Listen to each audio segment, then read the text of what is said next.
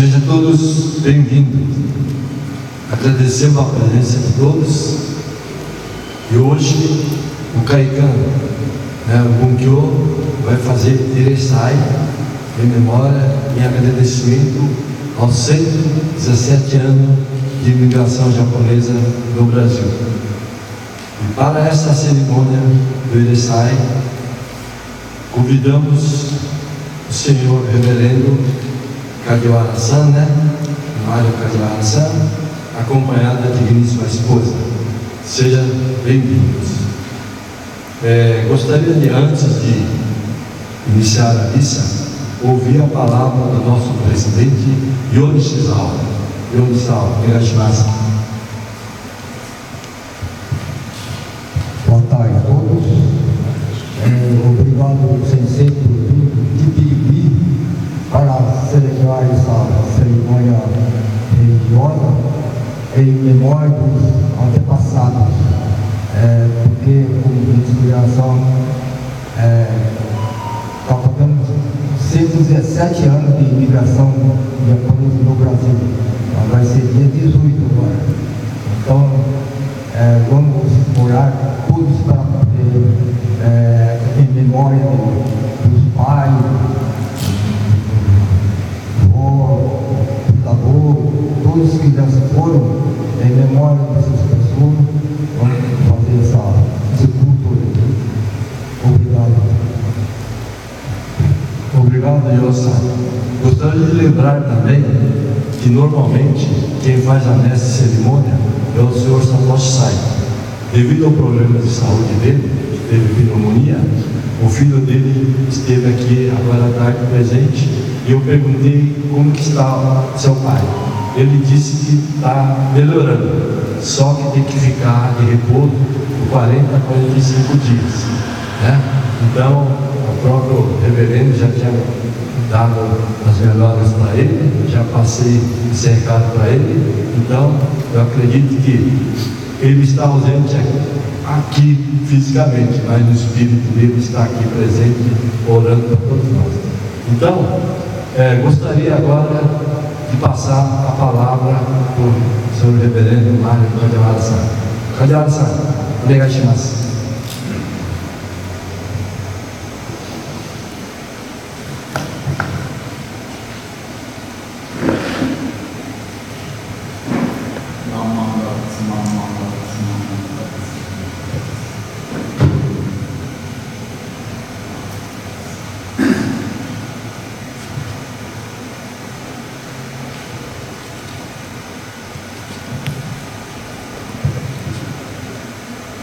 Boa tarde a todos.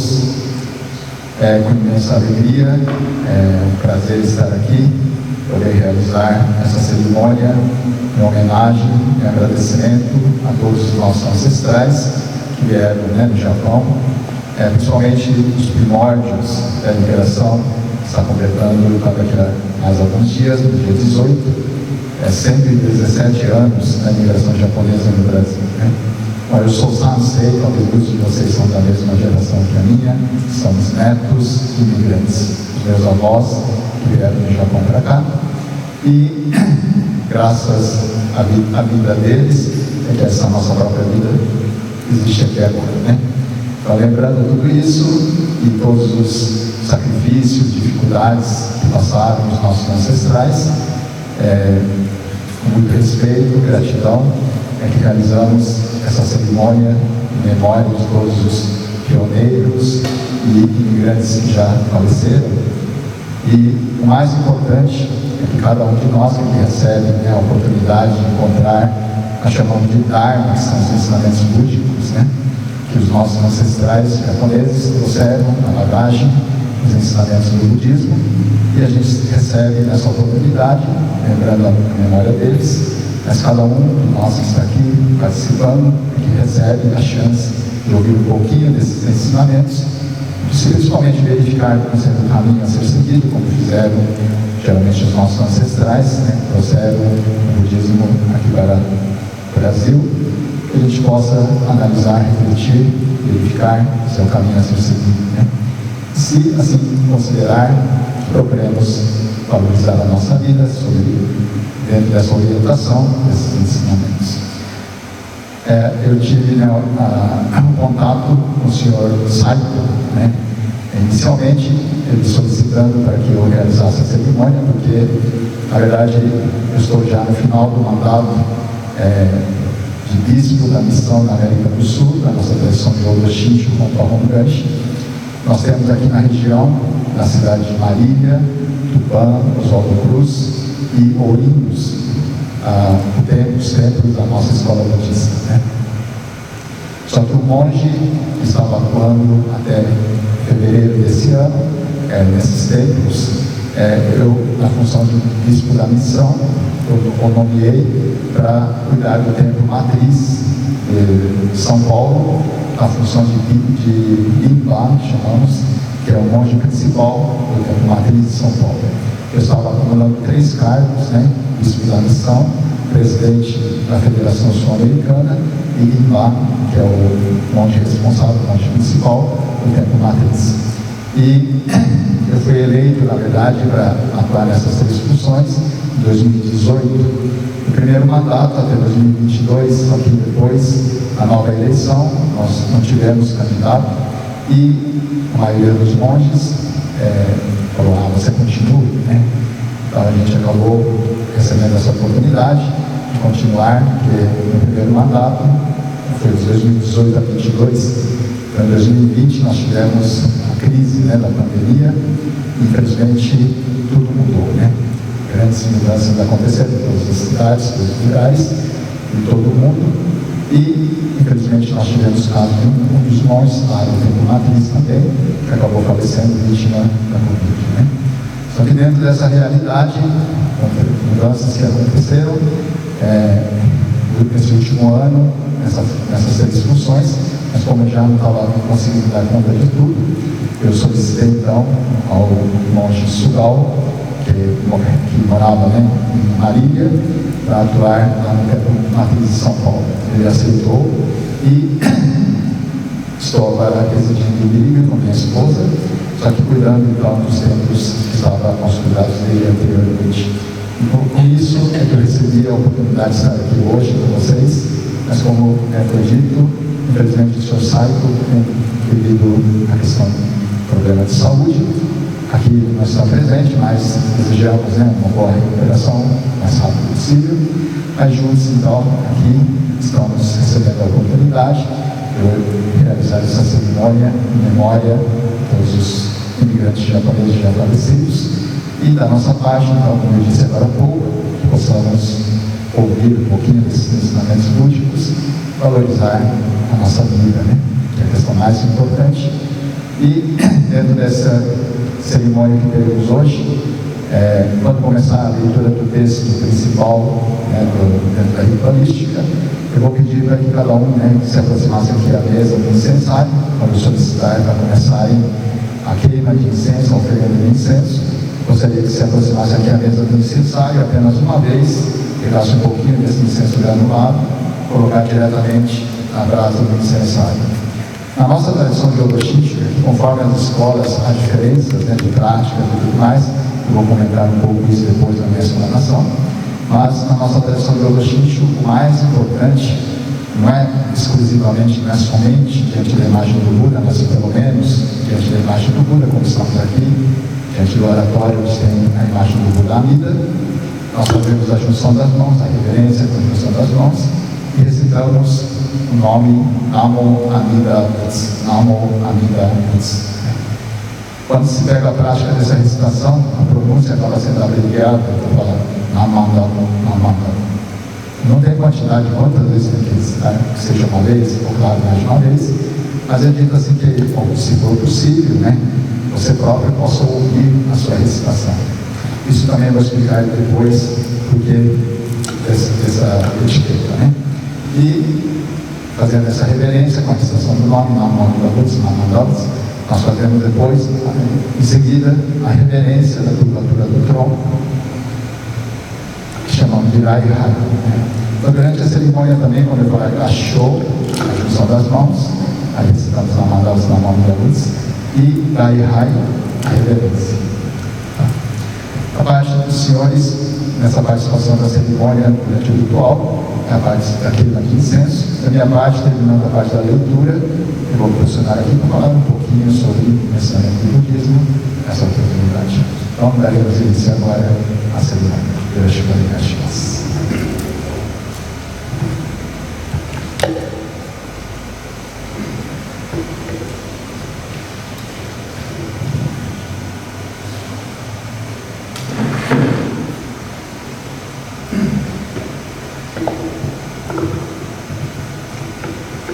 Gasho Namam Lavutsu Namam Lavutsu Namam Lavutsu Namam Lavutsu Namam Lavutsu Namam Lavutsu Namam Lavutsu Hai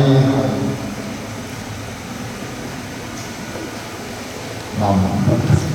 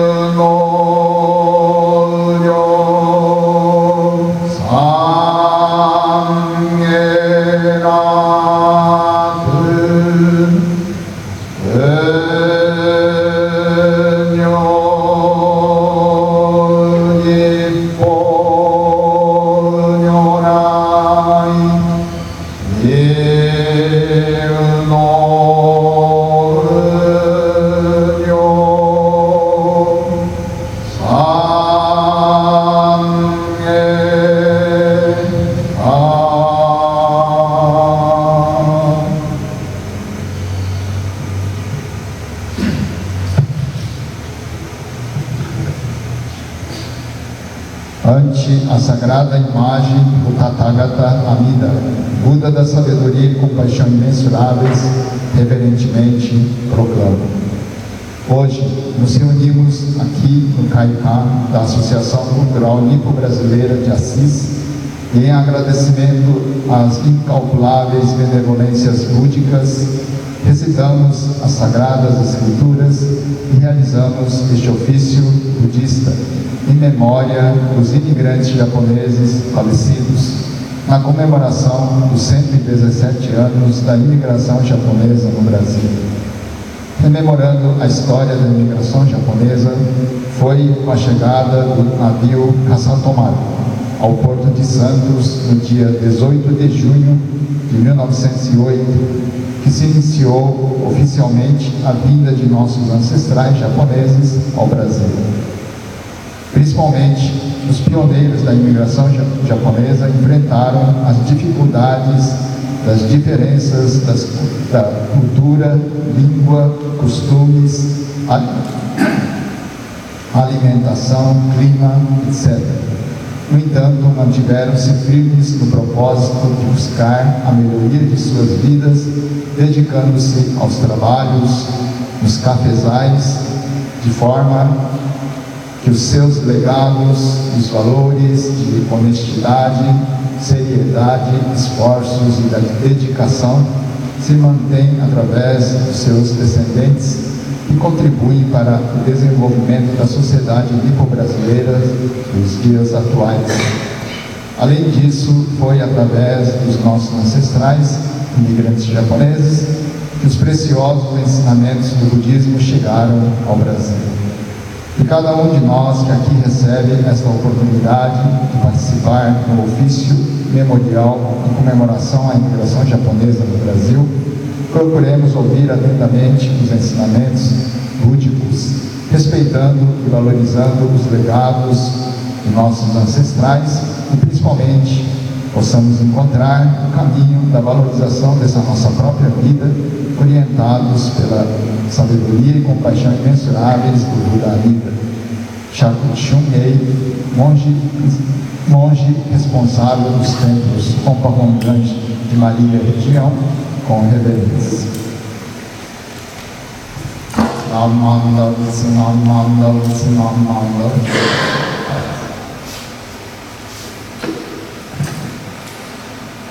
Então podem começar a oferenda de incenso.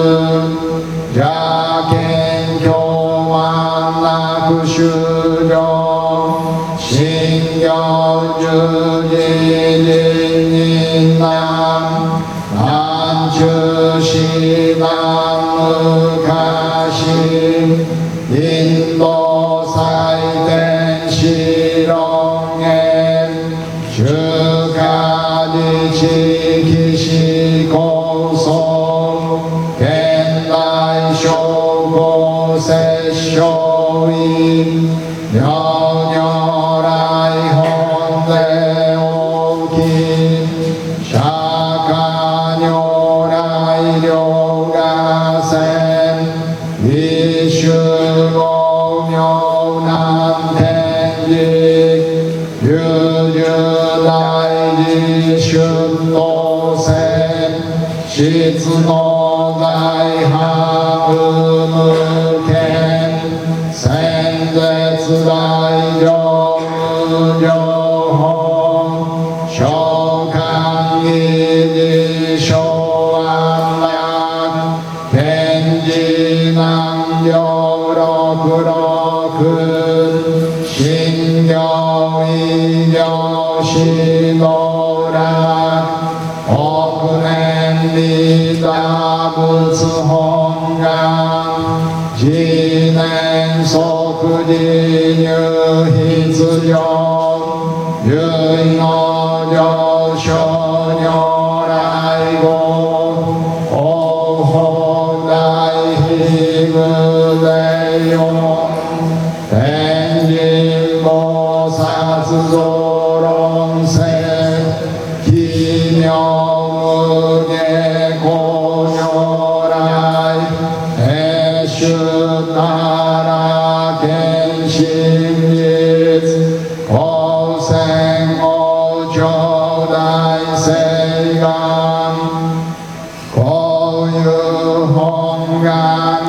고유홍강리기에고 이동은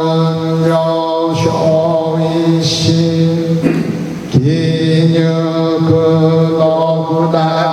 기뉴그노구다이호가이 이스냐그뉴다이에 슈슈 어그신행에 노세가이 서그쇼신여호쇼니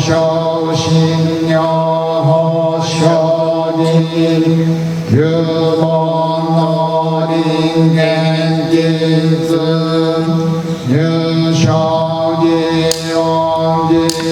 유쇼기용기용겐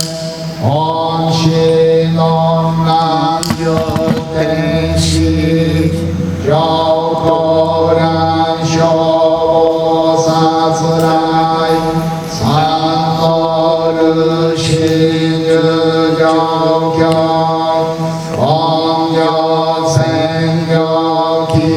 왕여생여기라고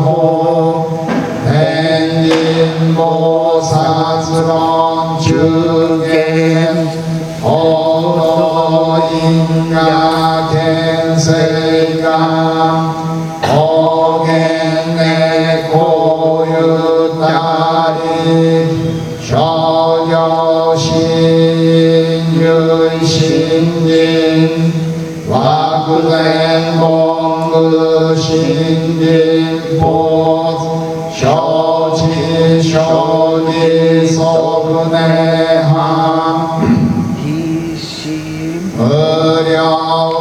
의려거며도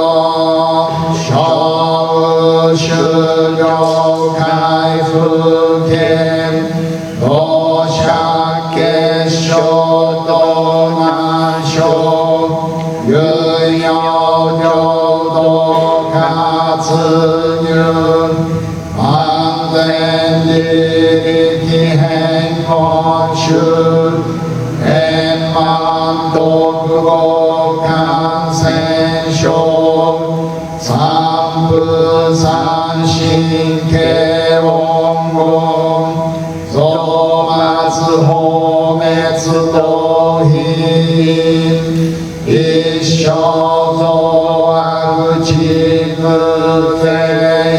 시암요가이쇼요가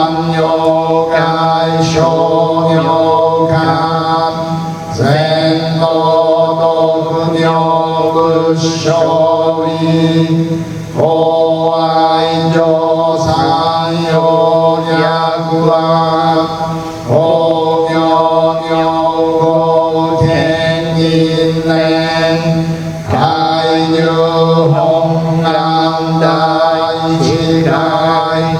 여자 소주 공고신 격히 진행 소고 여의다이 동양산인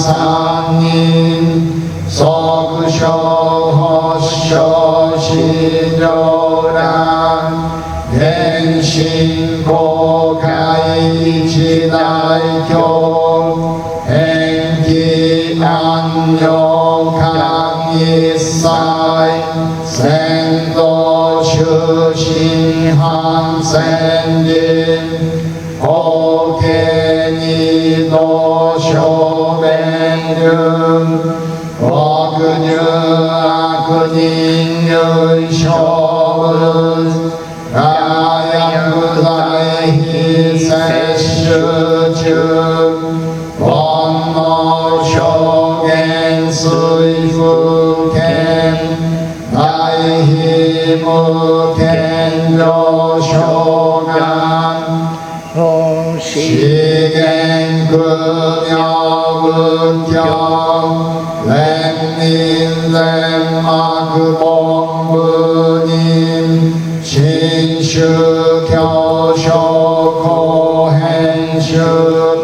생야그홍남그아쿠센 옛날 쇼디린댕게 개칭이조이쇼신 서그녀냐그녀의랑 빛이신징이노년 르교나이시시도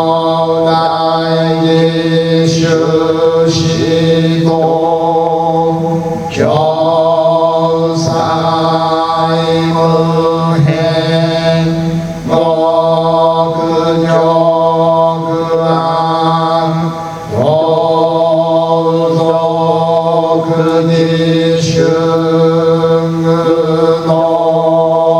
그니승의노신 여의가 신신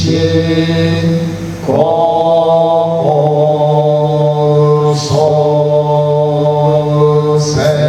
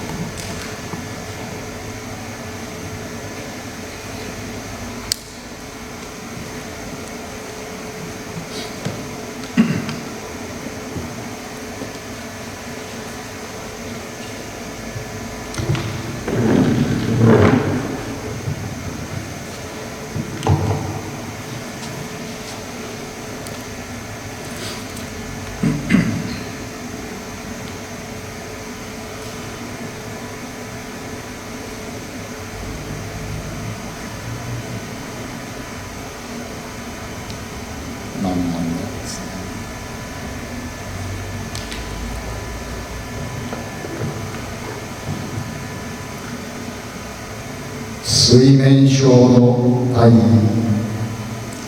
今年の夏はなぜかことに眠気に襲われてこのように眠いのは一体どうしたことかと考えてみます。これはきっと浄土に往生する時が近づいたのではないかと思われます。本当にどうしようもなく、また名残惜しいことです。しかし私は今日までも往生の時が今にも来るかと油断せずに、その心構えはしていました。それにつけてもこの土地で私の亡き後も信心を欠如する人たちがこれからの地も続いてくださるようにといつも心から願っているのです。私が往生することについては何の疑いもありませんが、あなた方の心には大いに油断があるように思います。命のある限り私たちはいつ往生の時が来てもよい心構えで生きるべきです。しかしあなた方はその心構えが十分にできていないように思います。明日をも知れない儚い命です。命が終わってからでは何を言っても虚しいことです。命のある間に疑いが晴れなかったならばきっと後悔するばかりでしょう。どうぞ十分お考えになってください。南無阿弥陀仏。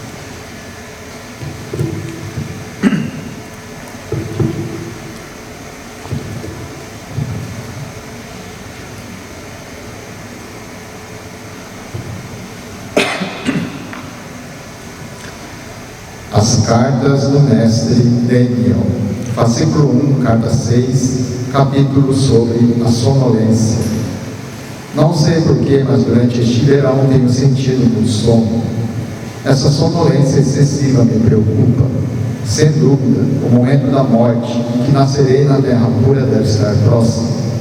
Constatá-lo me deixa desconsolado e saudoso. Ainda assim, ao longo da vida tenho procurado me preparar sem descuido, sempre pensando que o momento do meu nascimento pode estar iminente. Deixando esse assunto de lado, o que desejo de todo o coração, dia e noite, é que neste local, mesmo após a minha morte, não diminua o número de pessoas em quem a mente confiante Shinji esteja consolidada. Não tenho dúvidas quanto ao nascimento na Terra Pura, mas vocês têm sido negligentes e descuidados a esse respeito.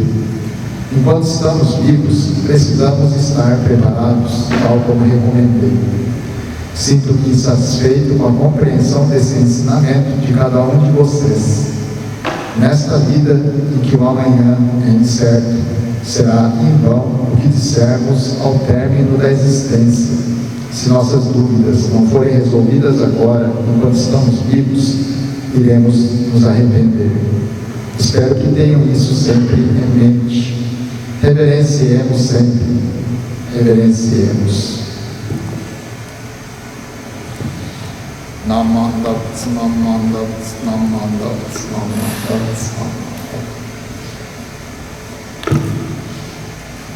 namandats. Mais uma vez, boa tarde a todos. Estamos aqui juntos hoje no Caicano, é a primeira vez que eu recebo essa oportunidade. É um prazer estar junto com vocês nessa oportunidade deste ofício, recebendo a chance, a condição de ouvir um pouquinho do Dharma, que são os ensinamentos búdicos, nesse momento que, como eu disse no início, a vinda dos nossos imigrantes, dos nossos ancestrais japoneses ao Brasil, há 117 anos atrás, que trouxe também na bagagem os ensinamentos filosóficos e religiosos do budismo. Graças a essa condição, em algumas cidades aqui na região também nós temos templos, só que infelizmente cada vez menos seguidores, principalmente monges. Nós estamos com um desfalque muito grande de monges. Por isso mesmo também, dessa vez eu recebi a oportunidade de estar com vocês aqui, mesmo morando no Birigui, que são quase 3 horas de viagem aqui, mas o fato de a gente estar podendo participar aqui juntos nesse momento é uma grande dádiva, A começar, fato da nossa própria vida existir aqui é algo extraordinário. Mas será que a gente pensa dessa forma? Mas estamos aqui, estamos vivendo essa vida, estamos esforçando, estou fazendo o máximo que eu posso e tudo mais. Bom, com certeza, todos nós estamos tentando valorizar essa nossa vida aqui nesse mundo. Mas o que seria a verdadeira forma de valorização dessa nossa vida? É fazer as coisas tudo do jeito que a gente quer? Que ótimo se fosse assim, né? Tudo que desejasse, eu quero fazer isso, eu quero ser assim, eu quero ser de outro jeito. Só com um pouquinho de esforço da gente, tudo desse certo. Ninguém sofreria nesse mundo, né? Mas há 2.600 anos atrás, na Índia, o príncipe se iluminou e tornou-se Buda Shakyamuni. Esse mundo, ele deixou um grande legado dos ensinamentos búdicos, né? Esclareceu o que são, como são a realidade da nossa vida terrena, mas principalmente o que é a nossa verdadeira natureza aqui nesse mundo, né? Nós estamos aqui, cada um com a sua vida já vivenciada, nesse período, desde que nascemos aqui nesse mundo. Só que, alguém lembra do momento do nascimento, como é que foi? Não, eu não lembro, né? Agora a gente sabe que um dia todos temos que partir desse plano, né? Dessa vida terrena. Mas em que condições, quando, onde isso vai acontecer? Não sei. Bom, espero que seja o mais distante, né, possível. Que já que temos que partir desse plano, dessa vida terrena, que seja de uma forma mais suave, mais serena, mais tranquila possível, né? Assim desejamos. Mas ontem mesmo teve um avião da Índia que caiu, né? 241 pessoas faleceram. Por incrível que pareça, teve um sobrevivente, né? Quer dizer, as condições da nossa vida aqui nesse mundo, a gente não sabe como é que cada minuto, cada segundo vai se transformar. O Buda histórico esclareceu então, né, há 2.600 anos. Bom, ele nasceu numa condição privilegiada como príncipe de um clã chamado Shakya. Era um príncipe, então ele tinha toda a regalia, né, da vida naquela época para aquele país que ele viveu. O pai soberano diz que construiu 3 castelos para ele poder viver o maior luxo, o maior conforto possível, né? Até 29 anos da sua vida ele ficou dentro do castelo, vivendo, né, tudo que é do bom, melhor, dentro do palácio. Diz a história que, então, até 29 anos, que ele não conhecia uma pessoa idosa, uma pessoa realmente enferma, né, doente. E também não conhecia a questão da morte, porque ao seu redor eram só pessoas jovens, né, eram só comidas gostosas, né, festa o dia todo, né. Aí quando ele saiu pelos portões do palácio, que ele encontrou justamente uma pessoa idosa, que ele nunca tinha visto uma pessoa assim, né? Toda enrugada, corpo já curvado, assim, corcunda, trêmula, dificuldade de caminhar. Aí ele ficou impressionado, né? Aí voltou para o palácio, que ele estava querendo sair para a cidade. Esse era também mil maravilhas, mas quando ele verificou a realidade da vida, como é de sofrimento, né? Dificuldades nesse mundo, ele voltou para o palácio, ficou pensativo. Aí dias depois ele saiu pelo outro portão e agora encontrou uma pessoa enferma, doente, que agonizava de dor, caída no chão. Ele ficou impressionado com aquela situação, aquela visão, né? E foi embora para o palácio. Aí quando saiu pelo terceiro portão, encontrou um cortejo fúnebre, né? Os familiares, amigos, lamentando a perda desse querido doente, carregando o seu corpo imóvel, né, para ser conduzido em tal crematório. Aí ele ficou impressionado com essa situação da questão da morte e foi embora para o palácio. Quando ele saiu pelo último portão do palácio, se encontrou com um sacerdote, asceta, que buscava o caminho da espiritualidade. A forma como estava, assim, a vestimenta e tudo mais, muito simples, roupas de trapos e tudo mais, só que como se estivesse assim, irradiando aura, e uma afeição, um semblante assim, uma tranquilidade, uma serenidade que ele nunca tinha visto em ninguém. Aí ficou impressionado, voltou para casa, para o castelo, ficou dias pensativo. Mesmo que estou aqui agora vivendo dentro desse conforto todo, eu vou envelhecer, adoecer e morrer. Se não encontrar um verdadeiro sentido para essa vida, a minha vida vai acabar dessa forma. Então, ele resolveu buscar na floresta esses mestres ascetas para buscar o caminho da espiritualidade. Na época, diz a história que havia pelo menos seis grandes mestres ascetas. Ele buscou pelo menos 2 desses mestres e absorveu todos os ensinamentos na prática, na teoria, e assim, durante 6 anos, praticou os mais difíceis, os mais duros, as mais duras práticas dos sacrifícios físicos. Ficava comendo 1 grão de arroz por dia por muito tempo, ou ficava sem comer nada. Aí o corpo foi definhando, ficou esquelético. Passados 6 anos, essas condições, fazendo um monte de sacrifícios físicos, modificação física. Certo dia foi se banhar no rio, já não tinha mais forças, estava quase se afogando. Uma jovem do vilarejo que passou ali naquele momento, foi lá, ajudou, tirou da água, entregou um prato de comida, feita a refeição, restabelecida a força física e tal do corpo. Sentou-se debaixo de uma árvore, em uma profunda meditação. Aí tem algumas versões que falam que foi 7 dias depois, uma semana ou 49 dias, 100 dias. Bom, o que acontece é que no amanhecer, já seria hoje considerado dia 8 de dezembro, quando a estrela d'alva brilhou intensamente no céu, diz que ele atingiu a iluminação.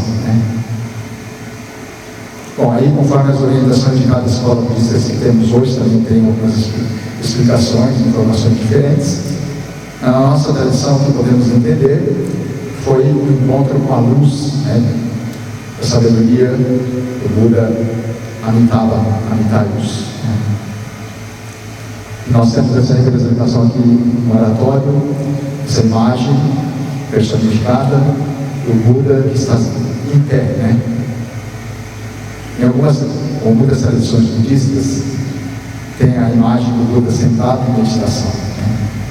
Há uma diferença muito grande nessa simbologia, dessa representação do Buda sentado e o Buda que está em pé. As tradições que têm a imagem do Buda sentado em meditação, significa que você, seja monge ou não, mas que pratica esse caminho, tem que praticar de forma correta, acumular méritos, para poder chegar até o Buda, porque ele está te esperando. A representação da imagem do Buda que está em pé, como temos aqui no altar, no oratório, a simbologia, principalmente na nossa tradição, do Buda, da compaixão imensurável, que sabendo da nossa capacidade limitada, que a gente não tem mais condições de atingir a iluminação com virtude própria, ele vem até a gente para nos abarcar, nos acolher da forma como somos. Mas de que forma que isso acontece? Bom, aí temos, claro, teoria ouvir os ensinamentos, mas falando bem sucintamente, é justamente na manifestação do chamado, na Moamidabas. Por isso, na nossa tradição budista, a questão mais importante não é somente diante da imagem do Buda, mas pelo menos diante da imagem do Buda, a gente recita esse Moamidabas, com a reverência, com a junção das mãos, e curvando-se diante dessa imagem em agradecimento. Por quê? Se a nossa vida está aqui agora, ninguém criou, ninguém construiu a sua própria vida. Nós recebemos essa vida graças à ligação dos nossos ancestrais. Quantas gerações já nos antecederam? Ninguém sabe isso, Mas no meu caso, como talvez muitos de vocês aqui presentes, foram os avós que vieram de Japão para cá. Quando hoje a gente vai para o Japão, para outro lado do mundo, né, vai de origem dos nossos ancestrais, em média a gente leva umas 30 horas de viagem, né, de avião. Mas a vinda dos nossos ancestrais foram tipo 45, 50, 60 dias no alto mar. Teve muito mais dificuldades, muito mais sofrimentos.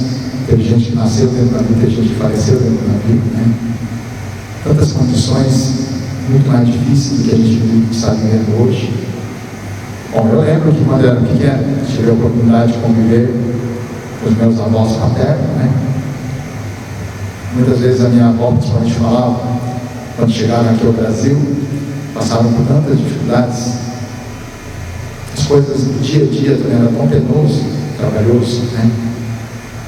Para conseguir, por exemplo, água, para lavar roupa, para tomar banho, preparar comida, tinha que ficar girando na manivela no bolso. Eu não precisei fazer isso nenhum dia da minha vida. Daqui para frente, a gente não vai ter mais essa necessidade. Hoje em dia a gente põe a mão debaixo da torneira, não sei se sai água, né? Sem precisar fazer qualquer tipo de sacrifício, de força. Mas será que a gente está agradecido por tudo isso? Isso é óbvio, né? Tem que ter mais coisas, eu quero isso, eu quero aquilo. Quer dizer, a nossa natureza humana, por mais que a gente esteja recebendo tantas coisas sem que a gente pedisse, a gente não reconhece isso, né? Mas o pouco que a gente faz, eu faço tanto para aquela pessoa, mas nem um agradecimento a gente fica chateado, fica revoltado. Mas e a gente? O que a gente está recebendo? Se a gente está aqui podendo viver cada dia dessa nossa existência, por exemplo, estamos sendo sacrifício de tantas vidas em favor dessa nossa vida aqui, né? Hoje em dia, com tantos tipos de dietas, não é só uma vez, 2 vezes que a gente come, faz refeição, né? Tem gente que faz 5, 6 vezes. Bom, com todo respeito, claro, que são dietas, né? Mas tem gente que fala assim, eu não devo nada para mim. Será que a gente pode falar uma coisa dessas? Quer dizer, se a nossa própria vida só pode existir aqui graças à existência de nossos pais, nossos ancestrais, o fato de a gente falar isso, bom, talvez, claro, né, tem pessoas que no momento que não está devendo dinheiro, por exemplo, ótimo, né, melhor do que ele está devendo e passar por muito mais dificuldades. Só que falar que ele não deve nada para ninguém, isso é um absurdo, um grande erro. No budismo é esclarecido. Na verdade, a gente faz 3 tipos de ações em cada momento da nossa vida. É o que chamamos de karma, né? Tem gente que fala assim, nossa, está acontecendo tanta coisa chata, tanta coisa ruim na vida, isso é karma. Como se fossem só coisas negativas. Na verdade não é. No budismo, quando se fala em karma, são ações que a gente faz ou deixa de fazer. Só que tem 3 formas, 3 níveis, né? Primeiro, ação física do corpo. Segundo, ação verbal que a gente fala. E o terceiro, nem sempre a gente percebe o que está acontecendo, o que está se passando na mente e no coração das pessoas. Todas as culturas, todas as etnias, povos, religiões, filosofias têm uma forma de agradecimento. Talvez um pouquinho diferente para cada um, né? Só que na cultura japonesa, através dos nossos ancestrais, fomos orientados. Quando se ganha, por exemplo, um presente de alguém, a gente deve se curvar diante da pessoa, abaixar a cabeça, falar assim, obrigado. Somos descendentes. Infelizmente, hoje em dia, cada vez menos a gente faz isso, né? Agora, em relação ao prato que a gente recebe como alimento, nós juntamos as mãos, vamos em reverência e antes da refeição, bom, quem pratica, pode continuar praticando. Bom, claro que isso é em japonês que a gente fala, itadaki antes da refeição. Quando termina, falamos gotsou-sama. São palavras, são gestos que parece que não tem tanta importância, mas é muito diferente você procurar agradecer do que ficar só lá reclamando, que está bem passado, está mal passado, está gostoso também. Por mais que a gente receba orientações e esclarecimentos dos nossos pais, avós, professores, mestres, como é difícil praticar as coisas corretas. coisas erradas não precisa nem ensinar que a gente faz, né? Porque a nossa natureza, o Buda esclareceu há 2.600 anos, na verdade, é ignorância. Está acreditando que sempre está fazendo só coisas corretas. Se estão errados são os outros. Outro dia, lá em São Paulo, estava voltando do centro para a zona sul, o nosso templo matriz fica lá na região da Praça da Árvore, né? Não sei se alguém já teve a oportunidade de ir para lá.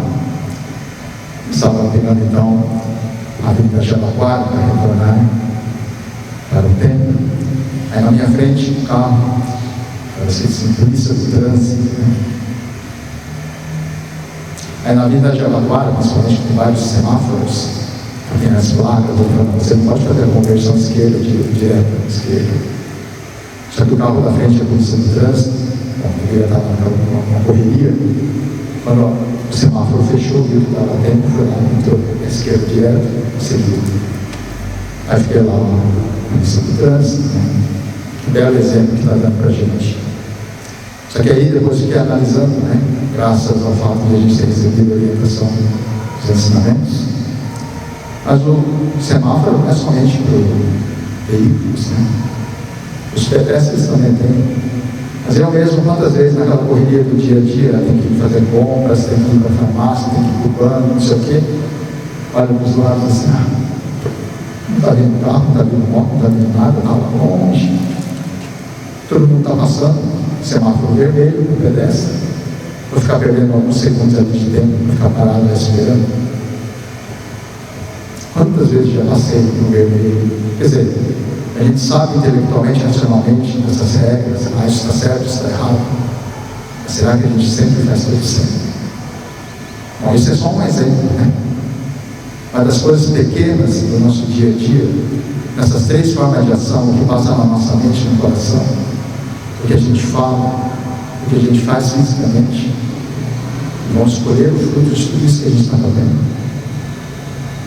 Bom, quantas coisas tudo bem, eu fiz, eu ajudei, participei. Quantas coisas começam a dar errado, será que a gente fala que isso é responsabilidade da gente? Bom, quando a gente percebe, fala, realmente eu errei aquela hora, aquele momento, né? Mas tem tantas situações que a gente fala, está acontecendo tanta coisa ruim, os outros é que estão me prejudicando. Tem pessoas invejosas fazendo isso para me prejudicar e tal. Bom, até podemos ter condições, situações de encontrar pessoas assim também. Mas há tantas coisas que a gente está fazendo sem perceber que está fazendo errado. E podemos usufruir disso, né? Aí depois a gente joga tudo em cima dos outros. Aí ficamos nesse ciclo vicioso da ignorância, mergulhando cada vez mais em sofrimentos. Então, essa representação da imagem do Buda que está em pé simboliza o Buda que, sabendo que a gente não tem condições com a virtude própria, sair desse ciclo de sofrimentos, ele vem até a gente para nos acolher, nos atacar da forma como somos. Porque também, por mais que a nossa vida seja uma vida longeva nesse mundo, talvez um pouquinho mais de 100 anos, né? Ninguém de nós tem a certeza de que poderá viver todo esse tempo. E mesmo sendo assim, realmente a vida passa num piscar de olhos. A nossa vida é muito breve. A questão é, o que vai acontecer depois que final dessa vida terrena? Tanto o avanço da ciência, da tecnologia, a gente tem uma resposta realmente concreta? Eu não tenho. Agora, dentro das religiosidades, existem orientações, esclarecimentos, ensinamentos. Cada um vai encontrar como sendo um caminho a ser seguido. Aqui estamos recebendo uma oportunidade de ouvir um pouquinho do Dharma dentro dos Namadas, o chamado do Buda que vem até a gente. Nessa nossa vida terrena, esse fato de falar sobre a questão do chamado do Buda, que talvez seja muito difícil de entender, né, para a gente, só que, bom, espero que nessa explicação, nesse exemplo, alguma coisa fique um pouquinho mais clara, né? Quando a gente nasceu, como estava dizendo agora há pouco, que a gente nem lembra como é que foi o momento do nascimento, e eu também não sei quando que foi o dia exato, se foi exato 1 ano depois que eu nasci, se foi alguns meses depois, anos depois, mas provavelmente depois de 1 ano, né? O que aconteceu é que eu comecei a chamar mamãe, papai. E todos nós passamos por essa situação. Mas por quê? Porque a gente é inteligente, que a gente é bom? Na verdade não é. Bom, quem já teve a experiência, né, da paternidade sabe disso, né? São os nossos pais que se apresentam para a gente dessa forma. A minha mãe, por exemplo, chama Mítico. Mas ela nunca falou assim, vem aqui no Mítico. Vem com a mamãe. Vai lá com o papai. Quer dizer, mamãe e papai estão assim, nome dos filhos, todos os filhos. Que eles se apresentam para a gente dessa forma. Da mesma forma, existe esse chamado de cura que está vindo até a gente. Mas, infelizmente, na nossa capacidade, na nossa força, não temos possibilidade de ouvir esse chamado. Né? Há 2.600 anos atrás, o príncipe que se iluminou passou por toda essa experiência, esse processo. Deixou um grande legado no ensinamento do budismo, passou da Índia para a China, Coreia, Japão. Através da imigração japonesa ao Brasil, nós recebemos a oportunidade de estar aqui encontrando esse ensinamento. E todos vocês que estão aqui, algum vínculo tiveram essa associação. Talvez em ocasiões anteriores também já ouviram um pouquinho sobre o ensinamento do budismo, mas hoje eu estou tendo a oportunidade de falar um pouquinho sobre o ensinamento. Não sei se o que eu falei pode ser que seja um tanto repetitivo, ou estão ouvindo, poxa, eu nunca tinha ouvido isso, que coisa interessante. A questão mais importante, qual é o caminho que você vai seguir? Principalmente para que direção está seguindo? Essa é a questão mais importante, porque essa nossa vida terrena vai findar a qualquer momento. A gente não sabe onde, em que condições isso vai acontecer. E se tratando principalmente das ritualísticas, cerimônias que são realizadas, né, nas religiosidades, é claro que é importantíssimo a gente ter esse respeito, principalmente agradecimento em relação a todos os ancestrais, todas as pessoas que tiveram vínculo na nossa vida, que já deixaram essa vida terrena. Mas aí muitas vezes fala-se que as cerimônias memoriais e tudo mais se realiza para beneficiar as pessoas que faleceram. É claro que é importante que a gente deseje o bem sempre, né? Mas será que a gente teria capacidade, condições de realmente fazer alguma coisa de verdade para beneficiar ainda mais pessoas que já não estão mais conosco, que vivem nesse mundo? Quando a gente vai ouvindo atentamente os ensinamentos búdicos, verificamos que com a nossa força a gente não tem essa possibilidade. Se a gente não tem nenhum controle aqui dessa vida que estamos aqui vivenciando, né? Como é que teríamos condições de fazer alguma coisa de verdade às pessoas que já deixaram essa vida terrena? E para esclarecer essa situação, eu vou deixar aqui mais um exemplo, já praticamente passou uma hora. Se me deixarem, eu vou falando então, com o tempo, né, bastante limitado, então eu só vou falar essa história, para encerrar essa parte da cerimônia aqui, né? Mas depois, se a gente tiver um pouquinho de tempo, se alguém tiver dúvidas, quiser conversar, trocar ideias, ficaria, né, enquanto estivermos aqui, né, ficam todos à vontade para a gente poder conversar. Mas, voltando então à história que eu vou falar para encerrar, no ano de 2001, eu tive a oportunidade de cuidar do templo da cidade de Araçatuba, né? E foi nesse período que eu conheci a minha esposa, que é do Líbano, que é a cidade vizinha de Araçatuba. Eu fiquei de 2001 até 2003 naquele tempo, como monge responsável, né? Aí no ano que eu fui para lá, em 2001, que eu fui em março de 2001 para lá, se eu não me engano foi no mês de maio para junho, o senhor foi ao templo, solicitou que a gente realizasse uma cerimônia em memória da mãe, do 6º ano do seu falecimento. Só que na tradição do budismo, os ofícios memoriais se seguem, depois do ciclo de um ano, no ano seguinte já é considerado o ofício do 3º ano de falecimento. Então sempre o ano do falecimento já é incluído nessa contagem, contando sendo o 1º ano, e assim por diante nós temos os ofícios memoriais 3º ano, 7º ano, 13º, 17º, 25º, 33º, 50º, 50 anos. Depois disso, a nossa vida que não vai existir para dar continuidade, mas os ofícios, na verdade, especialmente seguem a cada 50 anos, 100, 150, 200 vai seguir. Bom, lá no nosso tempo matriz, já há um tempo atrás, não foi eu quem recebeu a oportunidade, mas um outro monge realizou o ofício de 350 anos em uma pessoa. É muito raro acontecer, mas não é impossível, desde que de geração em geração possa dar continuidade, né? Mas voltando ao assunto de Araçatuba, esse senhor foi lá ao templo,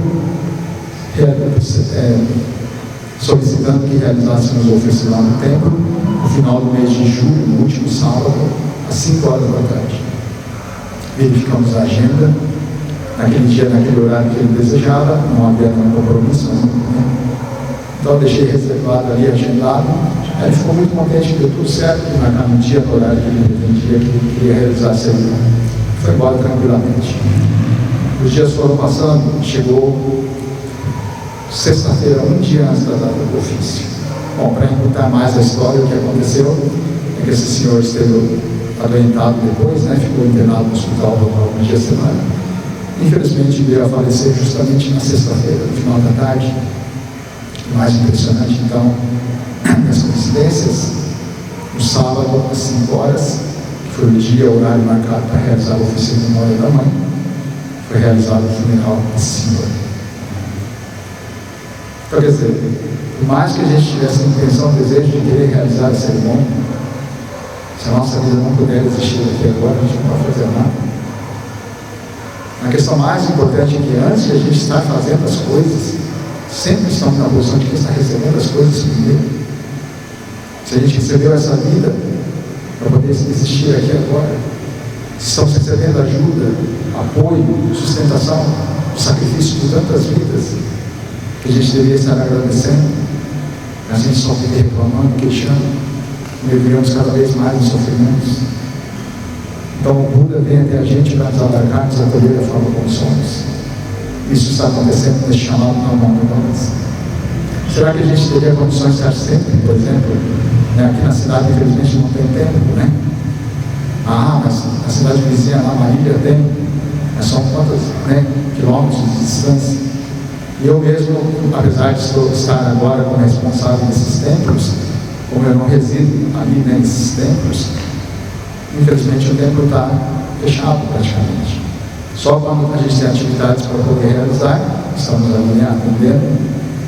Só que então, isso significa o quê? Que por mais que a gente tenha a intenção, o desejo de querer fazer alguma coisa, de participar e tudo mais, não depende da nossa intenção. Por isso a importância também de se ter o Buda, que é o oratório residencial na sua casa, né? Onde tem a imagem do Buda para a gente poder reverenciar e agradecer.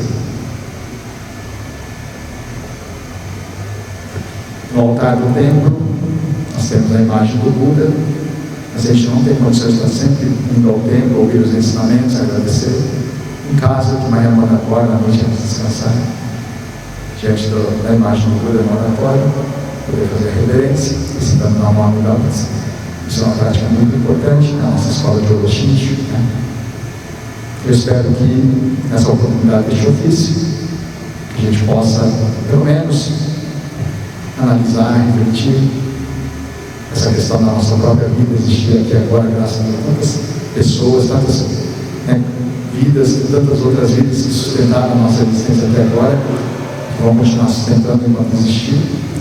A tudo e a todos que devemos favores, que a gente pudesse sempre agradecer. E agora, para finalizar então essa cerimônia, também gostaria de convidar a todos, se possível, juntos, encerrarmos essa reverência, né? Nosso muito obrigado pela oportunidade de estar juntos aqui hoje e com as mãos em reverência, com as postas, se possível, juntos recebemos a mão das, né? Muito obrigado a todos. Arigatou gozaimasu. Gashou. Namandalus, namandalus, namandalus, namandalus, namandalus, namandalus, namandalus. Lai hai. Namandalus, namandalus. Muito obrigado a todos. Arigatou gozaimasu.